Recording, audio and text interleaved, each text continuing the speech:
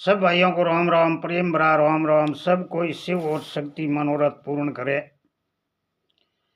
तो एक पांडव कौरवों की कहानी है। तो दुर्योधन और पांडवों के अणबणती के कारण दुर्योधन एक योजना बनाई कि पांडवों को पूरा नष्ट कर दे। दुर्योधन की ये संकेत पर गुप्तचर पांडवों को वाराणसी में प्रसिद्ध मेला, वाराणसी में मेलो दवापुर में कोई हो जना बिन जगिया राजा धृतराष्ट्र हूँ के पांडु वहाँ मेले में जई।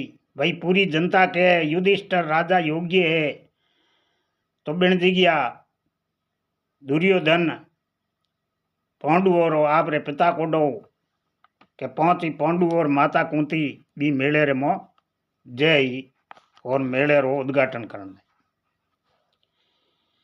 तो उन्हें दुर्योधन के कि आप रे तरह तरह का वर्णन प्रस्तुत करके आप लोग मेले देखने अवश्य जाना चाहिए। उधर राज्य के प्रजागण सभी तरह से आवाज गुंजायमान होने लगा कि पांडु ज्येष्ठ पुत्र सत्य करुणा पकस युधिष्ठिर राजा बनने योग्य है और राजा होने के किसी प्रकार का किसी को भी कोई कष्ट नहीं होगा। भाई सब जनता मांग करेगा कि युधिष्ठिर को राजा बनायो जे,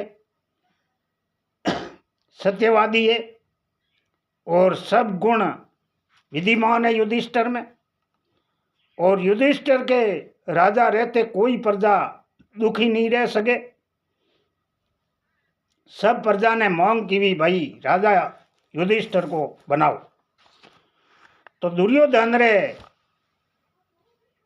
झाड़ लागी अब पांडु रहते तो मने कोई राजा बनावे कोई तरीके पांडवों ने खत्म करना। तो ये मांग सुनकर दुर्योधन को पांडवों और जल उठा। वाराणसी में पांडवों को नष्ट करने की अपना योजना अनुसार अपने गुप्तचरों द्वारा पांडवों को वाराणसी में मेले देखने जाने के लिए तैयार कर लिए और दुर्योधन अपना अंतिम विश्वा पात्र मंत्री प्रोचन अंतिम एकांत स्थान में ले जाकर, हे भाई प्रोचन तुम मेरे विश्वास पात्र दूसरा कोई अन्य नहीं है। तुम ही ये मेरा काम मैं सौंपता हूँ कि तुम अंतिम सावधानी के साथ ये गुप्त रूप से मेरे दुश्मनों का उखाड़ फेंकना है। ये कार्य करो, इसके किसी को भनक भी नहीं लगे। प्रोचन ने कहो कि आपने कौम बढ़ाऊं इंगों की नहीं भनक नहीं पड़नी चाहिए और आपने कार्य करना है और पांडवों ने खत्म करना है। कार्य तुम्हारे सिवाय कोई अन्य सफल पूर्वक नहीं कर सकता है। पिताजी की आज्ञा अनुसार पांडु अपने माता कुंती के साथ कुछ दिन तक वाराणसी में निवास करने के जाएंगे। तुम वहां पहले ही जाकर किन्नर पर सरोजन रोली घृत तेल और मिस लगाकर लाख ये सुंदर भवन का निर्माण करवाओ जिससे सारा सुख सुविधा वहाँ द्रव्य आसन वाहन सब सजाए हुए पूर्ण अवश्य करो। पांडवों को वहाँ रखे। जब पांडवों को निश्चित पूर्वक विश्वास होकर सोते देखकर वहां भवन में आग लगा दो, जिससे सभी जलकर नष्ट हो जाएगा। ऐसा रहस्य सदा के लिए गुप्त रखना। ये प्रधानमंत्री विदुर दुर्योधन की सारी योजनाओं को समझ गया, परंतु वे दुर्योधन के द्वारा की गई नजरानी के कारण पांडवों से बात करने का भी इन्हें अवसर नहीं मिला। और पांडव वाराणसी के लिए रवाना करते समय विदुर ने युधिष्ठिर से यह संकेत भाषा में कहा, नीति पुरुष के शत्रु का मन भाव समझ कर अपनी रक्षा अवश्य करनी चाहिए। एक ऐसा शस्त्र है जो लोह का भी नहीं बना है, परंतु वो शरीर नष्ट करने में सफल है। यदि शत्रु इसी चाल को कोई समझ ले तो वो मृत्यु से बच सकता है। अब विदुर युधिष्ठिर को संकेत में समझावे कि भाई कोई यार वो पांडवों ने इं तो ठा हो के दुर्योधन मोने मतलब मौको पायो तो खत्म करना चाहे। तो विदुर के अड़ो एक शस्त्र है जो लो रो नहीं है बनोड़ो, पण मतलब शरीर नष्ट कर सके। तो बीऊ जे शत्रु री चाल समझिए तो आदमी बच सके।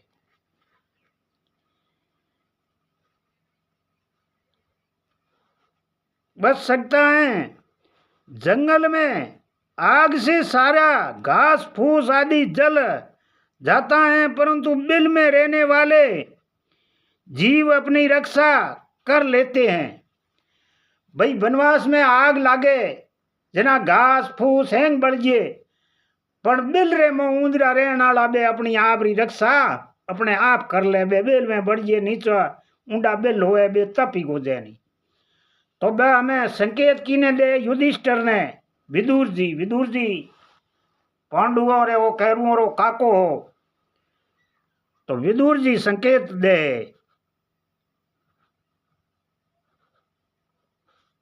जीव अपनी रक्षा कर सकता है।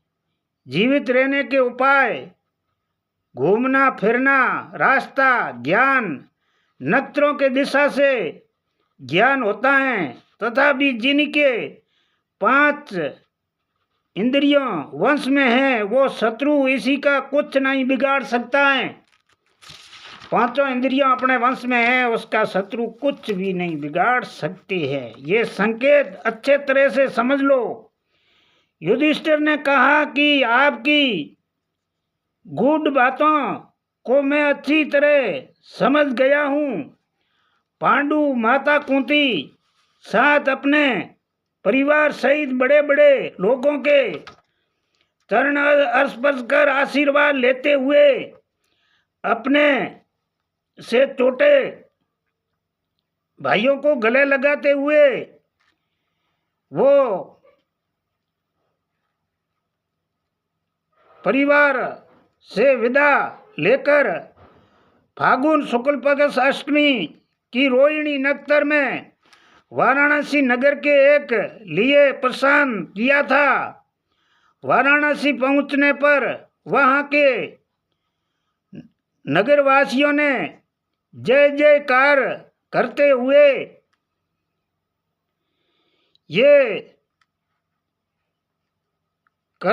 कहा, विदा पाटी कर्म कुंड ब्राह्मणों को मंत्र उच्चारण करते हुए स्वागत किए। पांडवों को प्रोचन द्वारा बनाए गए वे सुंदर नाम वाला अशुभ भवन लाक्षागृह में रहने लगे। भवन को अच्छे तरह से निरीक्षण कर युधिष्ठिर ने कहा, निश्चय ही हम लोगों को जला डालने की कोई उद्देश्य प्रोचन ने दुर्योधन की प्रेरणा से कुशल कोशिश के द्वारा ये गुप्त सन बनाया है। मुझे तो घास वास आदि के घी से करके बनाया हुआ गया है। जब हमें लोग निसंदेह होकर रहने लगेंगे तभी ये आग लगाकर प्रोचन जला देंगे। भीम ने कहा, हे भाई, तुम क्यों न हमें लोगों को अपना स्थान पर वापस ही चलिए। युधिष्ठिर ने कहा, अरे भाई भीम, ऐसा साधन पूर्वक या रहना अपने चेहरा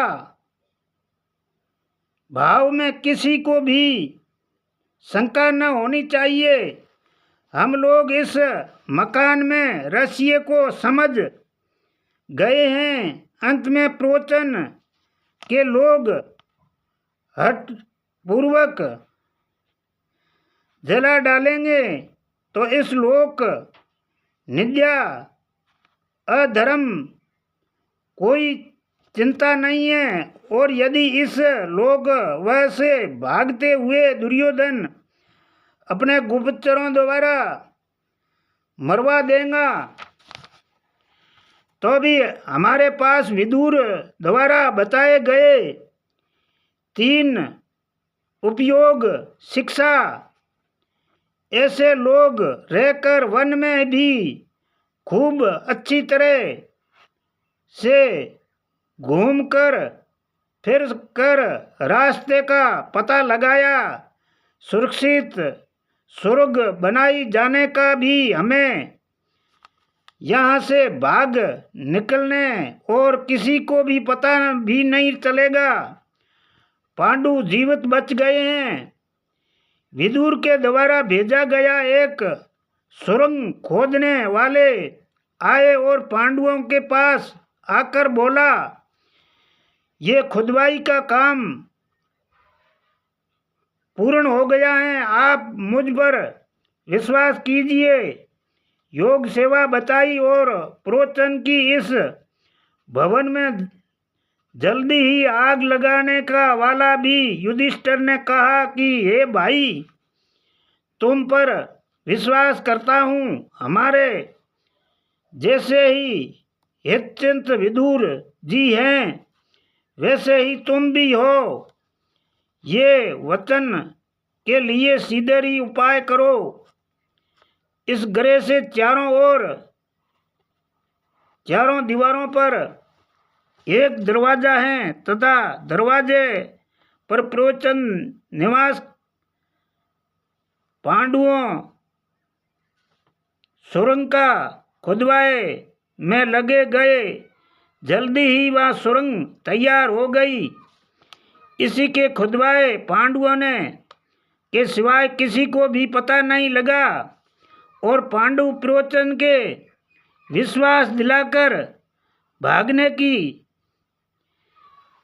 योजना में एक दिन माता कुंती के दान देने के लिए ब्राह्मणों को रात्रि में भोजन करवाया। इसी दिन नगर के बहुत से स्त्रियों सौभाग्य लोग आए और स्वयोग वंश अपने 5 पुत्र सहित भोजन करवाया के लिए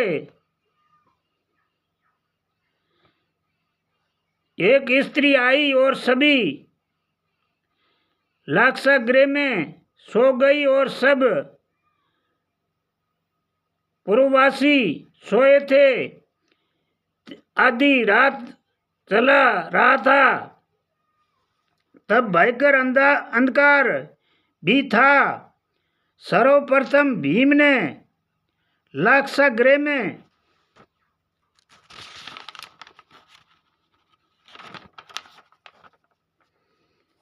इस स्थान पर आग लगाए जहां प्रोचन सो रहा था। वहां फिर इस लाक्षागृह को चारों ओर आग लगा कर माता सहित सभी पांडव स्वर्ग से बाहर निकल गए। आग की गर्मी, प्रकाश और जलाकर फटने वाले तड़तड़ कर आवाज सुनकर सभी पुरवासी जाग गए। इस घर की भयानक दुर्गति देखकर सभी के मुंह से निकला कि दुष्ट दुर्योधन की ये प्राणों से प्रोचन ने ये पांडवों को जला डाले हैं, जिसका फल इसे भी मिल गया है। ये सभी भीमसेन माता कुंती को कंधे पर बिठाकर नकुल सहदेव को गोद में लेकर युधिष्ठिर और अर्जुन हाथ पकड़कर अपने बाहर निकल गए। लाक्षा भवन से पांडव जीवित बाहर निकल गए और वहां सब लोगों ने कहा, इन दुष्ट ने दुर्योधन के कहने पांडवों ने जला दिया। तो सब भाइयों से प्रेम भरा राम राम नमस्कार। ये पांडवों की दुर्योधन की कूटनीति का वहाँ लाक्षा भवन बनाया और लाक्षा भवन बनाने के विदुर की सलाह से पांडव बच निकले। और ऐसे तो पांडु 5 ही देवों का अवतार था। युधिष्ठिर धर्मराज रो अवतार हो, भीम पावन रो अवतार हो, अर्जुन इंद्र रो, सहदेव नकुल सूर्य के 2 कमर अश्विनी कुमार 2 पुत्र है बोंगो। तो सब देवता है। भीम में अंतिम बल हो, महादेव पवन, महादेव बजरंग बली, जितनो भीम में ही बल हो। सब भाइयों को राम राम आगे।